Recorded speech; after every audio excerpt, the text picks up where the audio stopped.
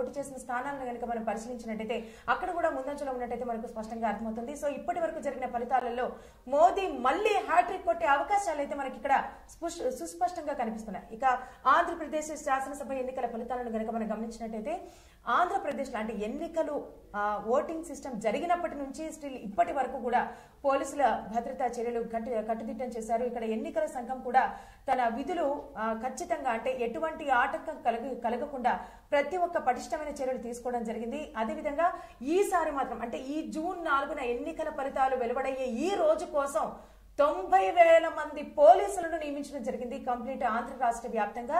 ఈ విధంగా అంటే ఎన్నికల అధికారి అయినటువంటి ముఖేష్ కుమార్ మీనా ఖచ్చితమైన పటిష్ట చర్యలు తీసుకుంటున్నారు. ఎప్పటికప్పుడు మీడియా సమావేశం నిర్వహించి ప్రతి ఒక్క చర్యను అంటే ప్రజలకు వివరించడం అయితే జరుగుతోంది. సో ఈ విధంగా అంటే 33 ప్రాంతాలలో అంటే కీలకమైన ఏ ఏరియాస్ అయితే ఆందోళనకర పరిస్థితులు ఉన్నటువంటి ప్రాంతాలు ఉంటాయో అంటే కీలకమైన నియోజకవర్గాలు 33 ప్రాంతాలలో కూడా పోలీసులను అంటే 5 అంచెల పోలీసు భద్రతను ఏర్పాటు చేయడం అయితే జరిగింది. సో ఈ విధంగా ప్రతి ప్రాంతంలోనూ చూసుకున్నట్టయితే ఖచ్చితంగా అంటే ఎటువంటి గొడవలు ఆందోళనలు జరగకుండా అంటే ఈవీఎం అటువంటి అంటే పరికరాలను ధ్వంసం చేయకుండా కానివ్వండి, పోలింగ్ కేంద్రాల వద్ద ఆందోళనలు నిర్వహించకుండా కూడా ప్రతి ఏరియాలో కూడా పోలీసులు పటిష్ట భద్రతా చర్యలు ఏర్పాటు చేయడం జరిగింది.